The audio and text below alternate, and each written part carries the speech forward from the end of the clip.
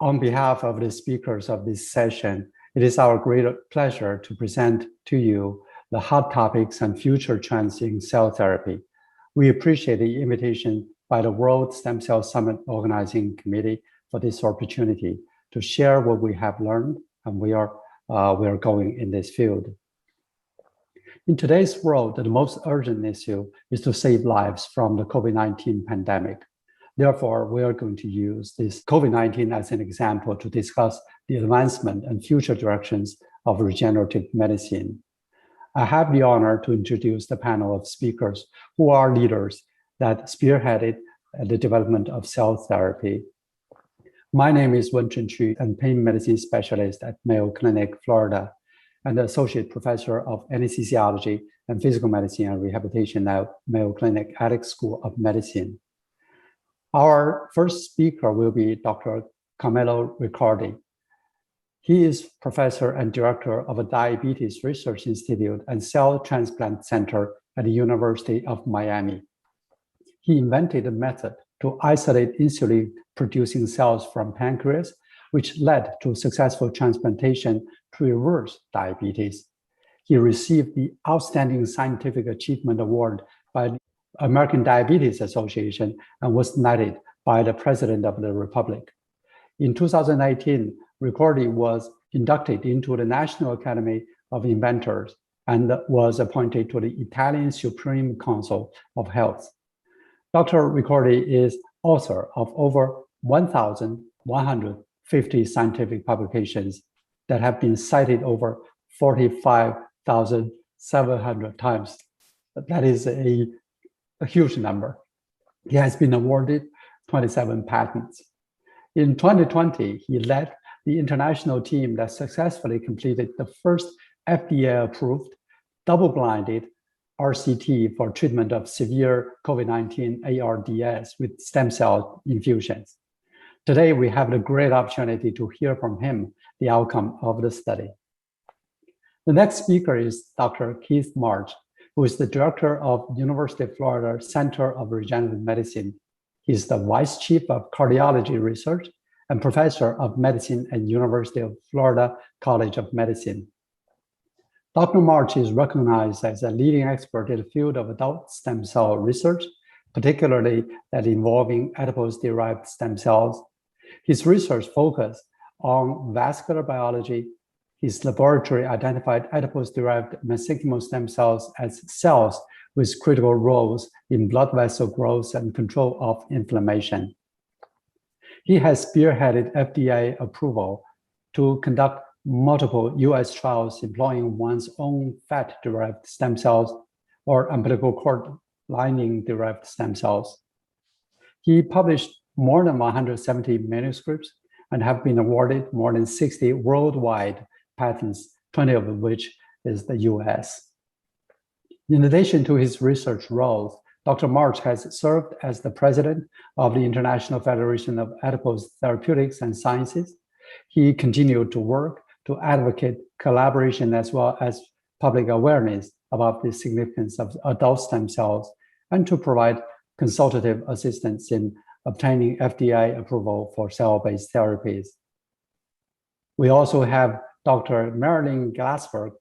She is the division chief of pulmonary medicine, critical care, and sleep medicine, the vice chair of diversity and inclusion, as well as the senior director of clinical research for strategy and growth of the Department of Internal Medicine at the University of Arizona College of Medicine. She is board certified in pulmonary medicine and is the international recognized expert in interstitial and rare lung diseases. She has conducted NIH industry-sponsored and investigator-initiated clinical trials in patients with idiopathic pulmonary fibrosis, pulmonary hypertension, and many other studies. Dr. Glassberg earned her medical doctorate degree at University of Miami School of Medicine and completed her residency at University of Miami affiliated hospitals in the Department of Internal Medicine. Dr. Glassberg also received her fellowship in pulmonary medicine at the University of Miami affiliated hospitals.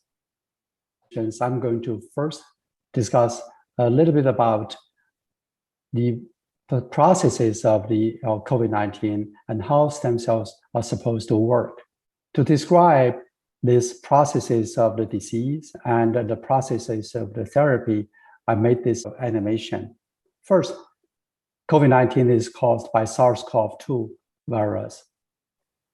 It infects the respiratory system, which is basically made up of the alveolus, a small bubble in a lung for exchange of oxygen with the bloodstream. With this SARS-CoV-2 infection, the alveolus goes through a dramatic inflammatory processes, a cytokine storm that with the pro-inflammatory cytokines going through the entire body. Mesenchymal stem cells are usually from bone marrow, umbilical cord, or adipose tissue.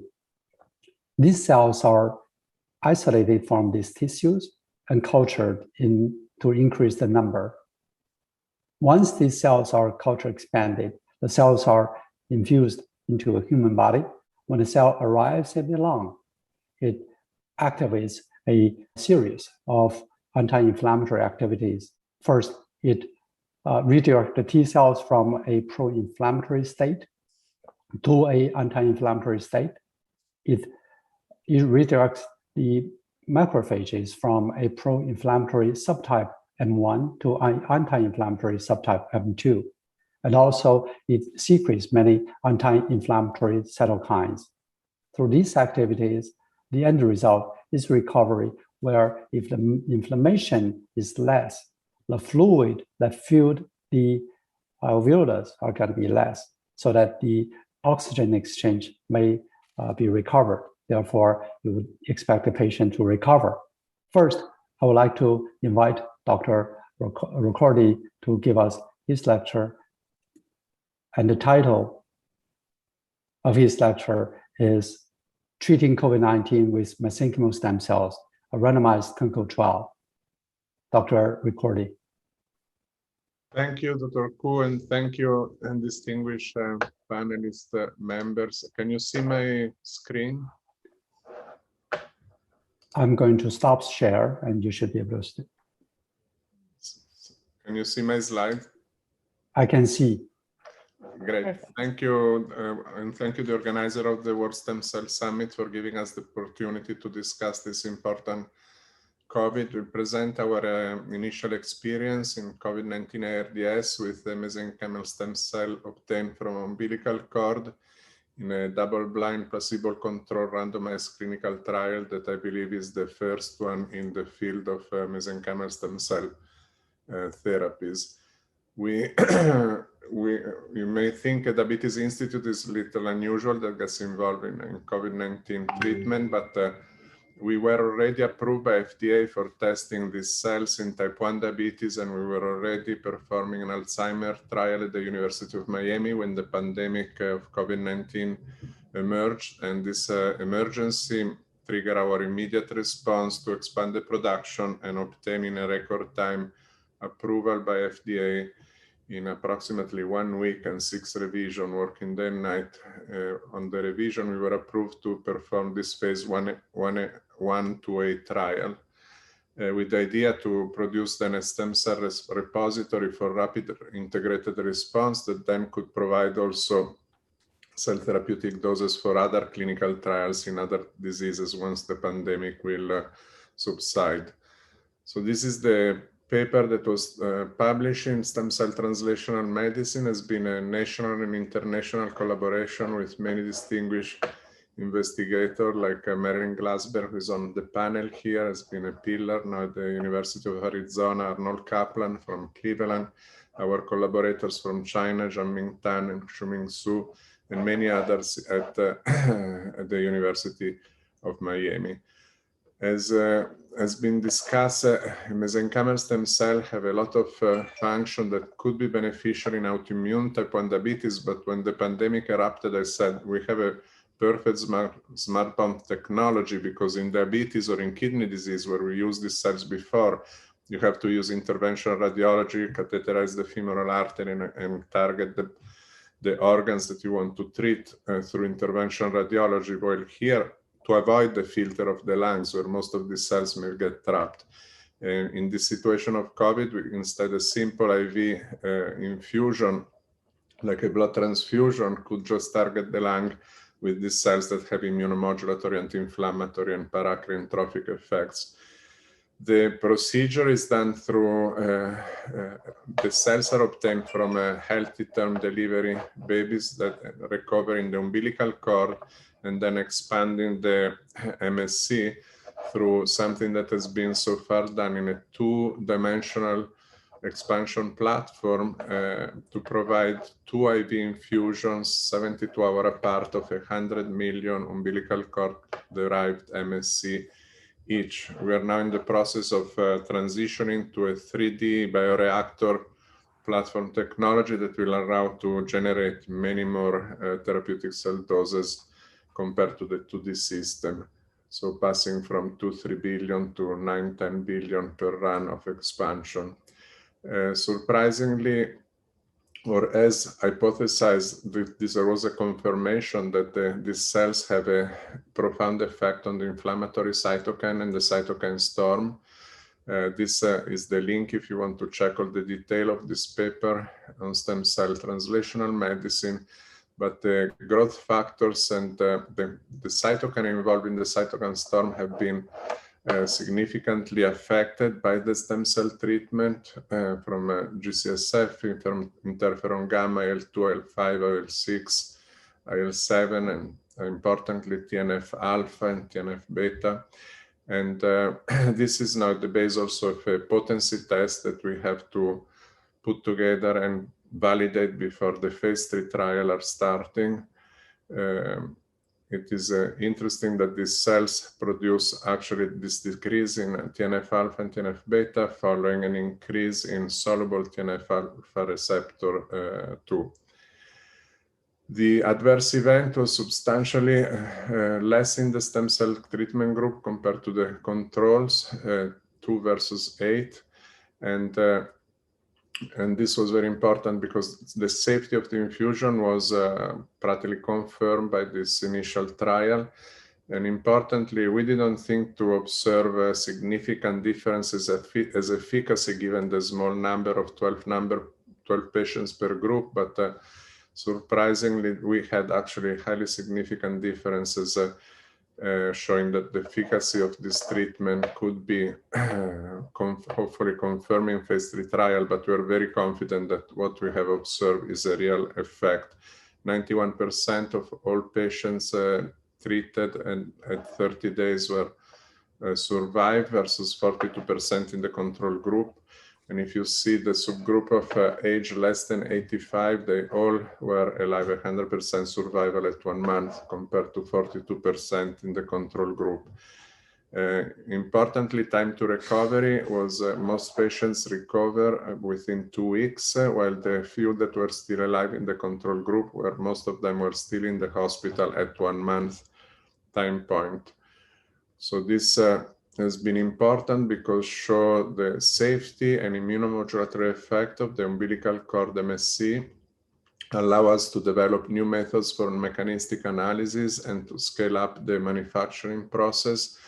We also created a multi-center network and we'll continue in the phase 3 trial also with Dr. Marilyn Glassberg in Arizona and others. And we are now exploring also centers internationally from Brazil, Argentina, Mexico, and India, and others that are interested in expanding this kind of therapy to their patients since the pandemic is subsiding in the United States, but it's still affecting a lot of other countries.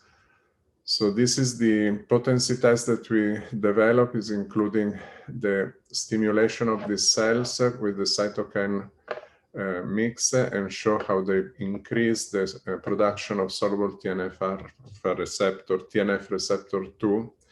And practically, our results in conclusion show that this powerful anti-inflammatory immunomodulatory effect of the mesenchymal stem cells are important not just for COVID-19, but could open the way to a series of other clinical intervention in other diseases characterized by ARDS, whether it's viral or non-viral origin, as well as autoimmune disease conditions that are also characterized by an hyperimmune, hyperinflammatory response, such as in type 1 diabetes that remain one of our focus. And this is just a list of all the clinical trials that are planned or could be done in the near future, pending funding, of course. But besides halting progression of type 1 diabetes and many trials in the diabetes setting, also COVID-19 and non-COVID-19 ARDS. There are trials thought for treatment of long-term complication and long COVID, as well as post-traumatic ARDS or lung GVHD, as well as many other autoimmune disorders besides type 1 diabetes. I thank all the team at the University of Miami and the international team that participated in the stem cell translational medicine paper, and I thank you for your attention. These are the sponsors of the trial that is, by the way, is also a first non-profit, fully academic and supported by philanthropy clinical trial with mesenchymal stem cells. And I thank, of course, also all the healthcare frontline workers at UHealth, Jackson Health System, who join us day and night in the ICU COVID for completion of this treatment. And the next speaker is Dr. March, who's going to talk about the global evidence of cell therapy for COVID-19. Dr. March. Are you able to see that? Yes. Okay, great. Trying to make sure I can toggle the screen correctly here. And it seems to be acting a little bit odd. So let me click this. Are you still seeing it? Yes? Yes, we can see it. All right, perfect. Okay, so as with Camillo, I want to thank the organizers of the meeting and also Dr. Qu for the opportunity to participate in this really exciting group discussion about this really important topic. I also want to thank in a particular way Wenchun, because in a collaborative way, he's shared some very good data that his fellows and colleagues have put together and allowed me to begin to work on it with him in the topic of really putting together an analysis of what's been happening around the world. So I'll be showing slides from that. And I also want to thank in advance colleagues from both Athersis and Mesoblast for their sharing slides, which I've also been able to integrate into this presentation. Did you see the slide change there then? Yeah, okay. So I'll be showing a broad overview initially of clinical trials across the world with early reported data. As I mentioned, that's based on the work that Dr. Qu's associates have been kind to involve me in. And then a focused overview on industry-sponsored trial status and data in every case where it's available.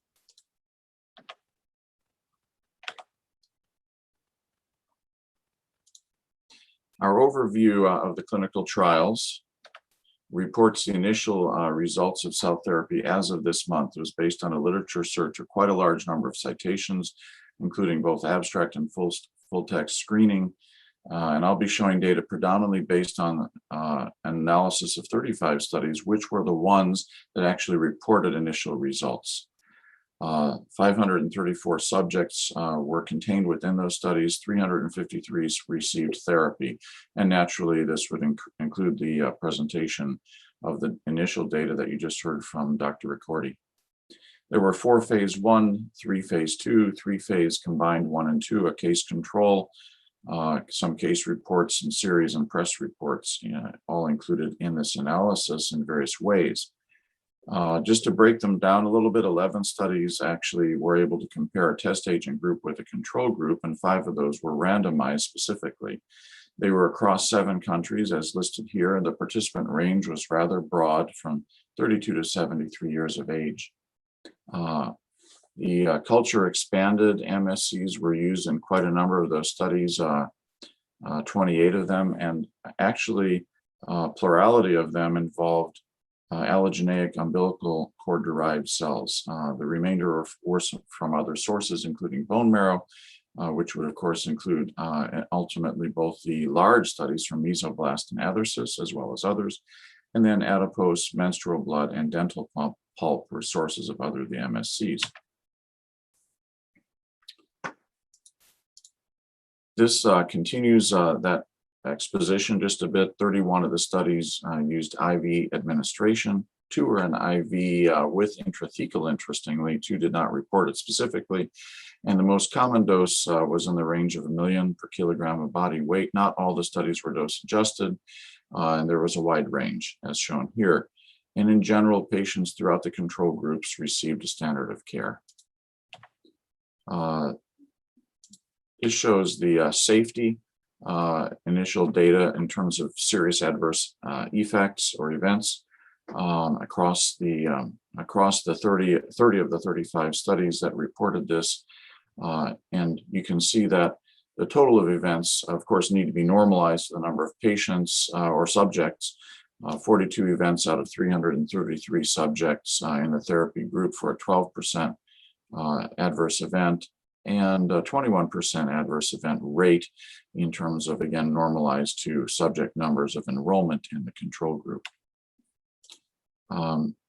Here we see the overview of conclusions from multiple of the trials. 33 out of 34 studies did report a conclusion, or within their conclusions and discussion, that there was clinical improvement in the context of cell administration compared to either their understanding of historical controls or their understanding in the studies which had a control group. 21 of the 22 studies described that there was lung improvement by imaging in the context of cell administration. 18 of the 19 showed subsequent to cell administration an improvement in oxygenation, and none of the studies called out a safety signal of any concern. This, I think, is perhaps the most impressive finding, and certainly we're going to be working through that data jointly to make sure that when we have the best that we can in terms of this meta-analysis, we can understand it. But it was impressive, and it certainly fits directly with what Camillo just reported, and an overall mortality with 9 studies reporting, and the numbers of patients are shown here, was reduced from 25% to 8.1%. For effectively approximately a 2/3 risk reduction. This is a very, very significant, I think, in the field compared to anything else actually that's been reported. In terms of industry-sponsored trial status specifically, and I want to thank Tony Ting, as I mentioned earlier, for these slides, which I've adapted and expanded a bit. But as of this month, there are multiple fairly large industry-sponsored trials to complement what Camillo described earlier as an academic and philanthropically sponsored trial. Pluristem, Orbsem, Athersis, Mesoblast, and Restem I call out particularly on this slide with the numbers of subjects shown. The doses, as you see, are also fairly variable, and the typical primary outcomes were either ventilator-free days, oxygenation index. Mortality was selected by mesoblast, and that ends up to have a very important significance, which we'll come to later. And in the Restem study, a joint primary outcome of ventilator-free days, as well as oxygenation index. This extends a bit more the number of companies that were also shown. Stempeutics, Stemedica, Capricor, Sorrento have all entered this arena, and again shows the number of subjects and a variety of cell types that were particularly involved. Now I'm going to expand a bit more, and this time thanks to Silvio Atescu, who was kind to share mesoblast slides that have been unpublished and just presented a week or 2 ago in the ISCT conference. So this is about their clinical experience and what is arguably one of the largest studies for this, perhaps the largest, with their REM stem cell product, which is a bone marrow-derived expanded allogeneic MSC. They started with an emergency IND in ventilator-dependent COVID ARDS. And very importantly, at that time during the pandemic, and I'm imagining Marilyn is going to talk about this later on, there was some significant mortality that later on changed as there was a change with regard to the standard of care and the inclusion of steroids and the change in when ventilator management would be engaged compared to high flow nasal management. So at that point, there was a very remarkable difference between the patients that were receiving cells and those which were not. And this led to the design of a phase 3 randomized controlled trial, which was planned for up to 300 patients, 1-to-1 to receive placebo or 2 infusions of the REM stem cell product. 222 patients were enrolled before the study was stopped because at that point during the pandemic, it was felt that the mortality rate was effectively lower and the patient population different than that used to plan the study. And as a consequence, they were unlikely to even be able to meet the primary endpoint. Nonetheless, it was very helpful that the DSMB permitted results to be accrued and data accrued from a larger number of patients that had already been randomized, because that data in aggregate showed some pretty interesting results according to a pre-specified analysis based on age stratification. Here I show the first such example of the age stratification. We see a great mortality through day 60. Please note that on this curve is a survival curve, so it's in the absence of all-cause death. But effectively, you see that the people who are older, as we know in the pandemic, are significantly more likely to die during the course of their illness. When you look at the pre-specified mortality analysis through 60 days of those who are less than 65 years of age, we see a very significant improvement in the survival curves. So as you see here, the blue is the control, which received saline or carrier solution, and the red is the survival curve for the patients that received the MSCs. So as we've already heard from Dr. Ricordi, and also from the meta-analysis in a preliminary way, which I just presented, there's significant evidence, again, from this very substantial study that in patients who are less than 65 years of age, we have a nice potential benefit. And now, if you add dexamethasone, of course, we've heard a fair bit about the potential benefit of dexamethasone. It shows here that there is a benefit that is greater with the patients that received the REM stem cell and dexamethasone, which is shown here to be 14% mortality at 60 days versus 45% with dexamethasone alone. So significant difference quite clearly in that regard.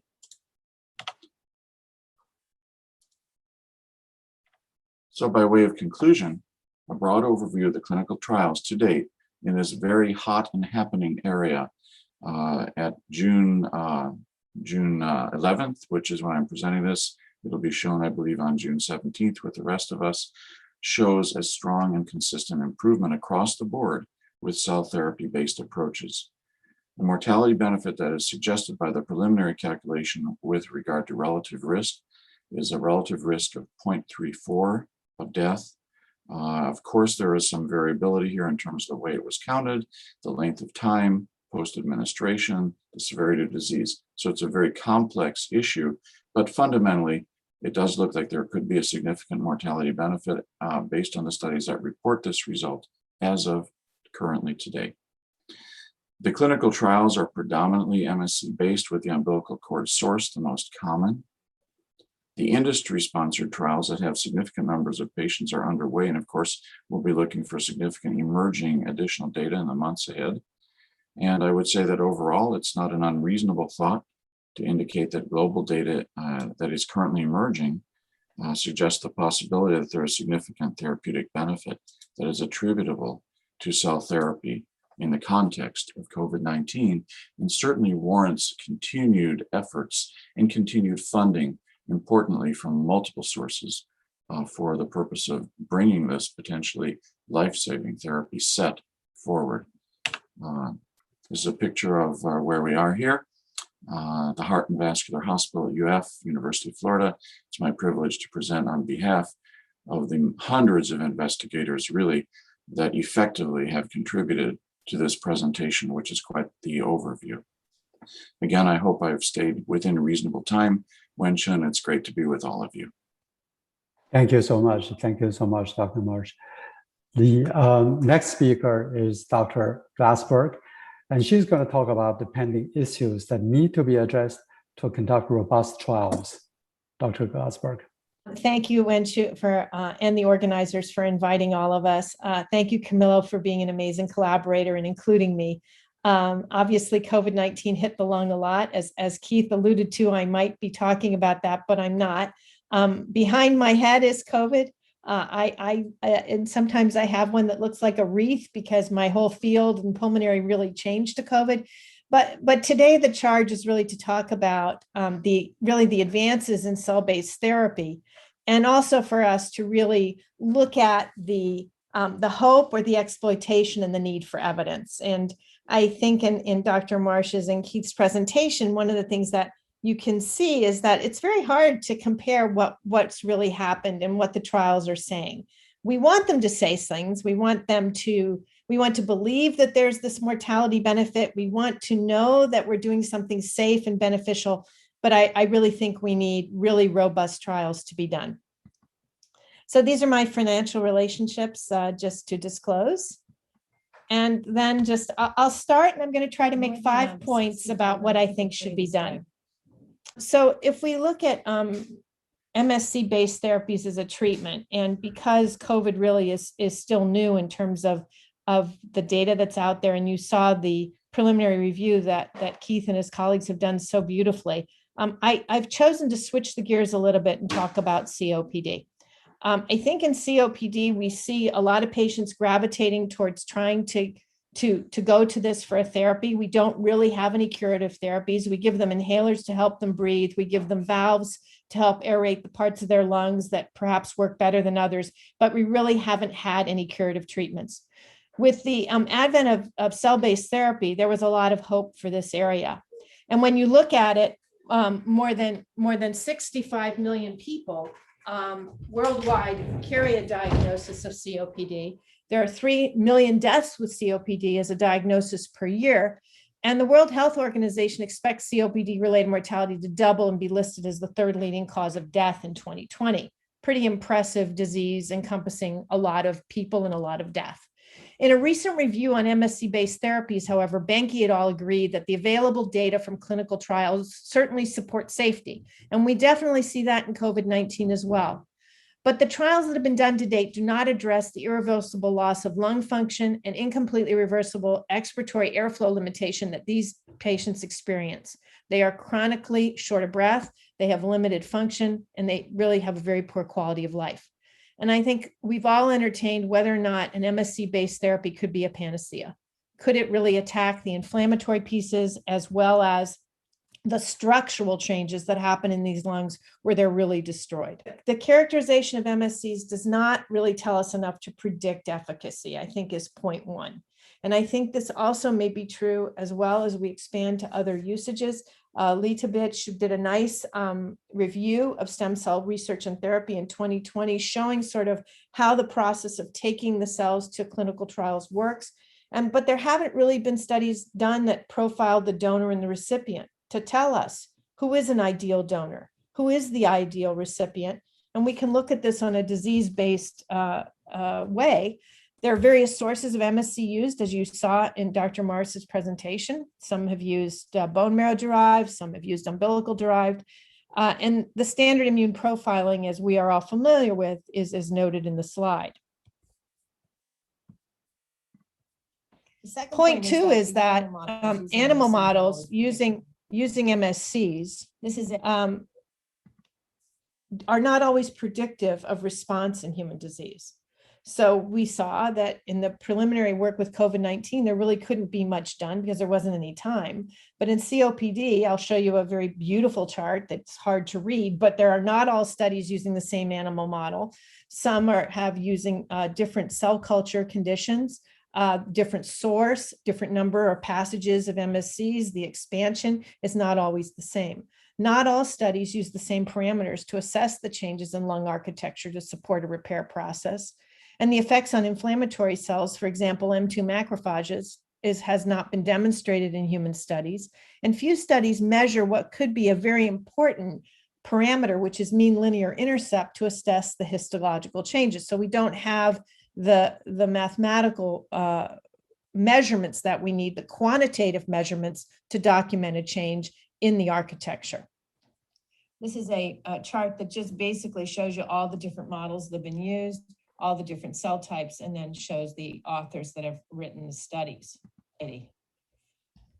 Point 3 is, do we understand the mechanism of action?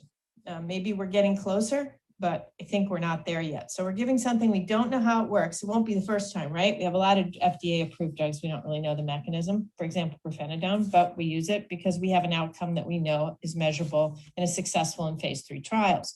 In this case, for MSCs, we know they pass through the lung as the first capillary bed encountered through cell surface integrant, but they don't engraft. I think most of the studies would completely agree with this. MSCs are cleared from the lung in a 1 to 3 day period via phagocytosis, efferocytosis by alveolar macrophages and induction of apoptosis. And in the only clinical study using radio-labeled MSCs that was done in 9 subjects with COPD, MSCs could be detected from 30 minutes to 24 hours after infusion. So I think it does look like the MSCs do get to the lung. There is anti-inflammatory evidence as well. There is some that MSCs increase the M2 macrophages that reduce inflammation and enhance repair, but these haven't been shown in the human studies. And phagocytosis of apoptotic MSCs by macrophages and change in macrophage phenotype could promote repair in an injured lung. So this would be an important mechanism for us to show. I think overall the evidence that MSCs can promote structural repair is weak, although this is what's put forward as a strong mechanism of action. Few studies show a decrease in mean linear intercept with a decrease in apoptotic cells, increased numbers of proliferating cells, and reduced collagen deposition, which would support that the MSCs can participate in airway remodeling. Normal epithelial cell phenotypes have been developed using gene editing, where they use clustered regularly interspaced short palindromic repeats of diseased cells. MSCs may enhance oxidative phosphorylation by donating functional mitochondria to bronchial epithelial cells through nanotubes. And however, though, despite this, we have not had a study that shows us that regeneration of new airway structures occurs. Point 4 is, we don't know what to treat with. Should we use allogeneic or autologous MSCs? What source, right? Should we use their umbilical cord? Should we use their bone marrow? Should we use their adipose tissue? Is there a difference between them? We've published a comparative study in an animal model. There's been a few others. But if you look at this list that I'm showing you, do you see a phase 3 trial? There hasn't been one. So what happens is we have a lot of safety. We have some exploratory efficacy in both using allogeneic or autologous cells. So let's look at the last point, which is clinical trials in COPD. I do not believe they support efficacy. I think they don't answer the question of what source, what dose, what disease stage, what comorbidities do we have to consider. And if we look back to the initial studies, which were done in 2011, these were done with autologous cells. And Stoke, in fact, used no control group and just gave people their own cells back. And it really wasn't until my colleague, my debater, Dan Weiss, did the study in 2013 with 62 subjects with moderate to severe COPD, treated them with 4 intravenous infusions of allogeneic bone marrow derived MSCs from a pool of non-LA matched donors versus placebo that a trial actually got done. Unfortunately, this trial wasn't powered for efficacy, but they did show that the CRP decreased. And I think this was going in the right direction. Unfortunately, it didn't move where it needed to move, because really the next study that can be commented on is Armitage from 2018. This is another phase 1 study with 9 subjects. Those with more milder disease showed retention of their allogeneic MSCs in the lung compared to the subjects with more advanced disease. There were changes in neutrophil and macrophage populations, and T cell and dendritic cell subsets were noted, but no improvements in lung function. And the number of hospital admissions was significantly reduced compared to before the treatment with the MSCs. So another study sort of going in the right direction, but doesn't launch, doesn't move on to where it needed to move on to. And then most recently, Liti Bitch said that, the completed clinical trials have definitely focused on safety. I think none of us have concerns about this safety, but he also added that Phase 2 and 3 trials need to be conducted and reviewed to provide the evidence that can support conclusions regarding efficacy. So where are we? Where are we? Where should we go? So I believe they're not ready for prime time. There are 8 questions that I've put together. These are questions that I posed in an editorial many years ago that remain unanswered. What is the most efficacious source of MSCs? What should we use? Are allogeneic cells as safe as autologous MSCs? Are they more or less efficacious? I think that's the real question. And do MSCs retain their efficacy after passage? How do we best handle them in the lab for ultimate results? Do we know the answers to that? Are the contents of the MSCs different in potency? Do we need to compare them? Do we need to understand where we're going to get to a shelf product? Are MSCs most effective in the lung when administered endobronchially, intravenously, or by some other method? How many cells must be administered? How many times? How often? We don't know the dosing.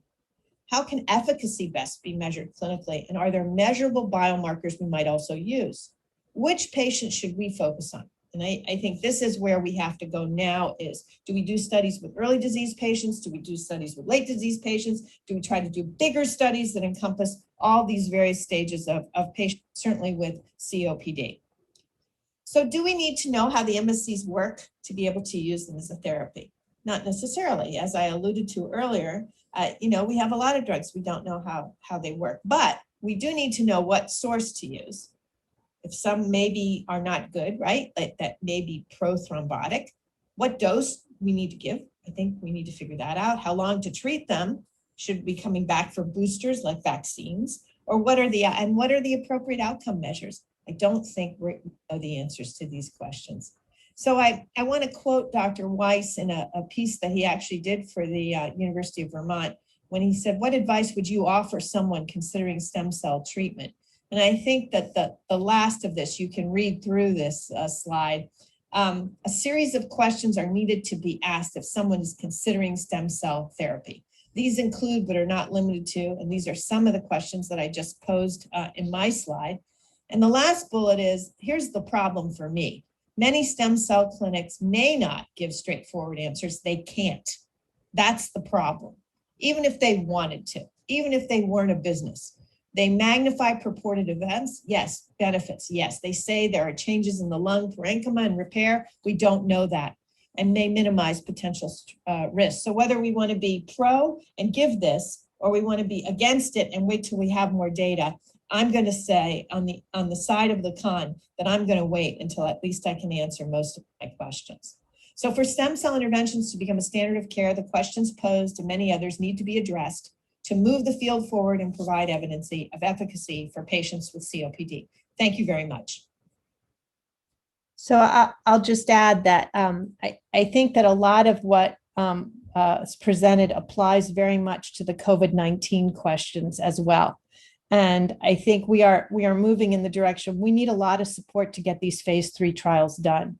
And it's going to take, I think, industry support, further really robust trials to get us the answers that we need. Thank you. Thank you very much, Drs. Ricordi, Glassberg, and March. This is a great session with all this information about the prospective and the challenges of this situation where we have a huge pandemic, but also we are looking forward to finding therapies that might save lives. Positives, pros and cons, positives, negatives, and all that. This is just a great. We unfortunately are not going to be able to have a live question and answer session. However, I think we do have questions that with the panel. First, Dr. Glassberg, you put such a great point that we need to characterize the products better and find out which product is effective or which product is better than the others. In the meanwhile, we need to characterize the patients better so that we would need to find out who would be the responder, who will not be, and in what situation, particularly with a matching of the appropriate products. All these would need large-scale experience, broad experience throughout the world, maybe tens of thousands of patients to find out. And then at least at this point, a phase 3 trial would be needed. But the challenge really is who's going to fund this phase 3 trials, because these are tremendously expensive. I think it's not just the phase 3, it's how it's done. So we saw, Keith Marsh present the Mesoblast study, which I think is really interesting, but I still don't get the answers to the questions that you're actually posing again.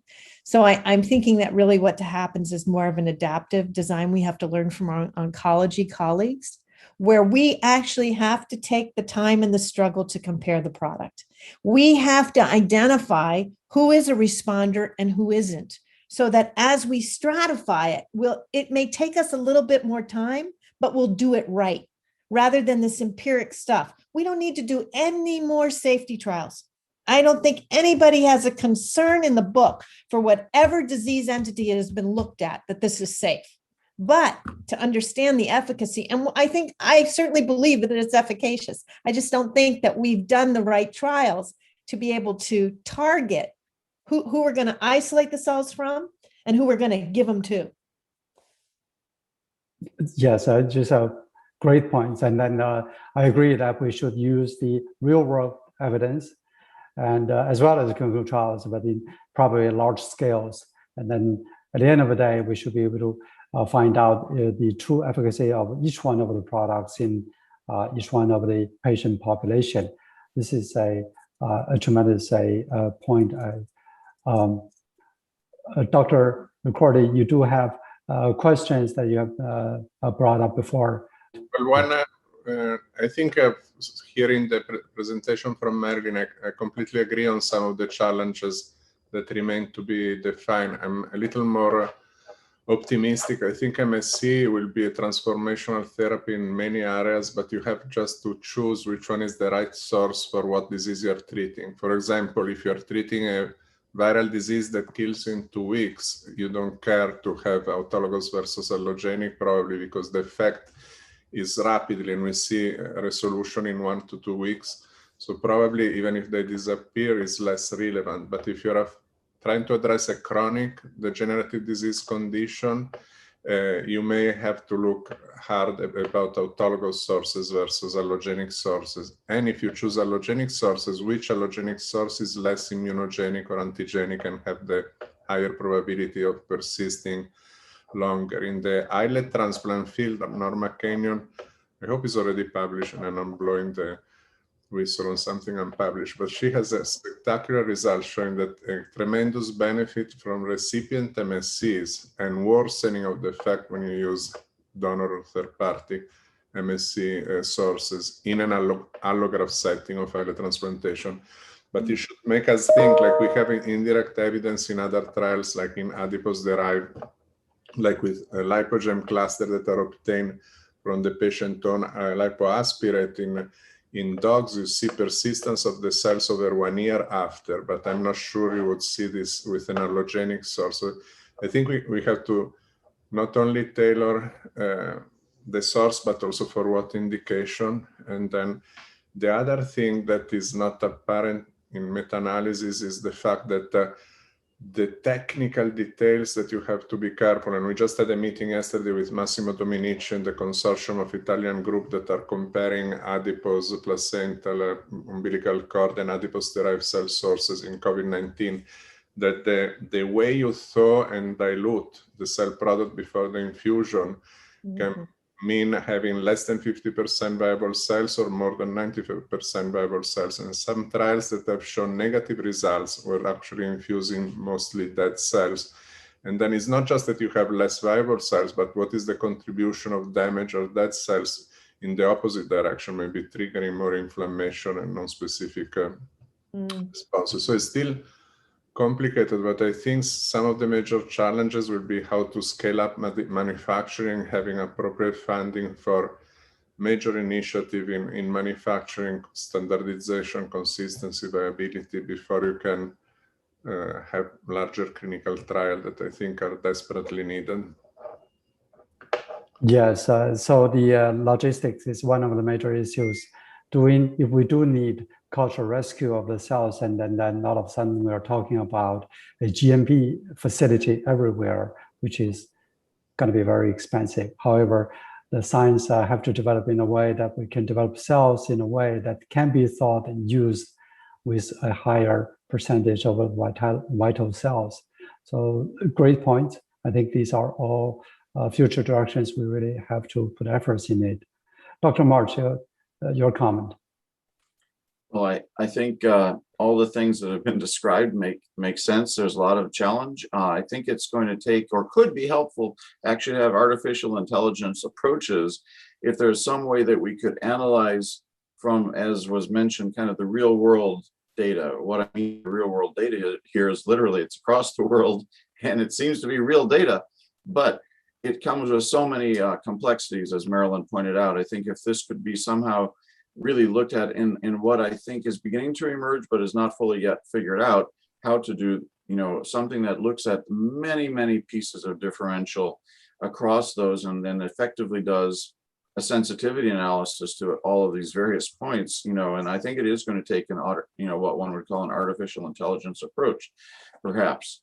I would add to the complexity that was just being described in terms of the cell types, and as Dr. Ricordi mentioned, Camillo talked about how do you bring it up? How, what's the viability going to be? But then it also reminds me to mention, the late Ian Copeland and Jacques Gallipeau had some really nice data talking about, the difference between freshly thawed cells and cells that have had a chance to replate in the case of adherent cells and become familiar again with their environment and re-express perhaps surface receptors. I've heard it referred to in a couple instances as the question of, do you want sushi or do you want fish? Like, is it recently thawed? Is it fresh? Is it sushi? Is it frozen?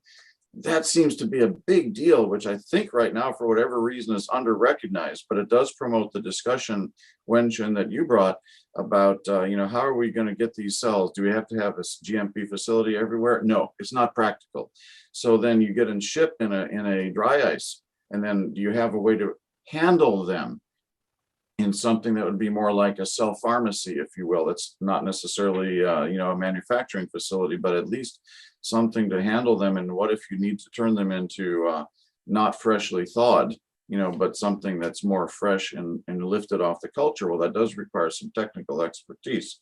So that all leads me to think about and propose and discuss, the supply chain issue of all this cryostorage can be some degree solved if we can get to what I would say is the third generation. Camillo talked about autologous, followed by allogeneic, essentially, and I'm going to take it one more to let's go third generation. I call that here for the sake of this discussion, allogeneic secretome, off the shelf, ideally lyophilized. My dream is to put that in the emergency rooms and in the ICUs and at the side of a football, or hopefully not, but or a battlefield, where there could be concussions or TBIs. And we can go into a wide range of all the things that have been shown to be important about MSCs. Many of them are mediated by what they secrete, not necessarily the cell. So to think about the cell as a prodrug, its secretome is the actual drug. That then we don't have to deal with the sushi problem. We don't need to have a supply chain with liquid nitrogen. We should be able to ship around, lyophilized or at least normally frozen secretome. So maybe that's another way to think about this problem. That's for the future. For the retrospect, I think, artificial intelligent approaches that look at, so many dozens, if not hundreds of variables and try to come up with a solution is the only way I can see to really do a better thing than what I did, which was a very crude presentation of the what we are currently at, which is meta-analysis across multiple kinds of trials that Wenchun has spearheaded. This begs for the burning questions of the comparisons and debates between the secretomes and the cell therapy itself. So yes, Dr. Glassberg. I would only say that having done analyzed 7,000 scans for COVID-19 and published the AI version of this, and we developed an algorithm for that, published in the ERJ, European Respiratory Journal, to look at could we predict who would have more of the vascular complications and who wouldn't, what would be their morbidity, mortality, or the length of ICU stay. A very cool paper done with my colleagues that are far better at AI than I am. From Fluida, but part of that was in looking at a phase 3 trial, right, with Camillo, could we figure out who should be the targeted people? I can tell you one thing from the AI story, Keith, is you have to know what you're comparing, even with CT scans. They have to be done so that they are similar enough to be compared. My concern with all of this goes back to my essential point, which is I don't know what I'm comparing a lot of the time. And I think what we have to do is to be able to compare the trials, really encourage them to be done with similar protocols in similar places using similar criteria, almost the same criteria to pick your donor and pick your recipient. And then you're going to get mileage. And you can make it lyophilized, you can make it fractionated, you can do whatever you want. But until you can figure that piece out, I don't know where we're going to get. We're going to do these big, huge trials, and we're going to come back to where we are. Very good point. Dr. Ricordi, you seem to have a comment. Yeah, I'm thinking if I'm allowed to make a prediction about the future, even though we all know it's very difficult to make prediction, especially about the future, is that I'm fascinated by the preconditioning. I see in the future that we will have master cell bank of MSC from different sources, maybe depending on the application. But we just published a paper that showed crosstalk between MSC and target tissue, and specifically with human islets from type 2 diabetic patients that no longer secrete insulin, that when co-transplanted or co-cultured with MSC, with umbilical cord MSC, they can restore insulin secretion. So I'm saying, depending on what application you want to use this MSC, you may have a master cell bank of cryopreserved product. And then when you thaw them and let them recover in the presence of signal that may already pre-activate them for the application that you are targeting. I think there is now some communication from Israel where there is a pilot trial where they recover patients with COVID and that went back from the hospital in less than 1 day or 2 days with pre-activated MSC. And looking at our potency test and how we see different potencies in cells from umbilical cord compared to bone marrow or adipocytes, you may use this technique of pre-activating like we do for the potency test to show a stimulation index of the cells in response to cytokine, and maybe pre-culturing the cells with the same cocktail would make a much more powerful, and depending on the application, if you want them for ischemia, the revascularization is one thing. If you want for immunomodulation, anti-inflammatory, maybe a different cocktail. If you want it for insulin secretion. So that I think is the future is fascinating. I think we will be faced with a really transformational therapeutic application, but I understand the skepticism of Marilyn that we really need to know what we're doing before we get too much enthusiasm. I agree with the priming for sure, whether we're dealing with the cells, things like coffee beans or the secretome, like coffee, we're going to want some hazelnut and we're going to want some vanilla, which can be either hypoxia or inflammatory factors, or could even be personalized. For the extracellular vesicles, the same thing. You could have bioreactor that you pre-treat and then collect exosomes that have different effects. I can see all the excitement and hopefully development in this direction of cell engineering and the next generation of cells, the next generation of products. I'm hopeful and I'm very excited to see that we have evidence of mechanism of actions of the mesenchymal stem cells that has been presented today. And I'm glad to see that actually lives has been saved. So there is a big potential on those. There are challenges, but I'm sure with all the great minds here and all the colleagues, scientists, and doctors in the world that are working so hard on this, we do have a bright future for developing cell therapies for many of the conditions which we cannot cure or treat even today. With that, I would thank Dr. Ricordi, Dr. March, and Dr. Glassberg for giving us this very inspiring lectures and the presentations, all the data, and which is very grateful for your hard work. And we look forward to talk to you again very soon.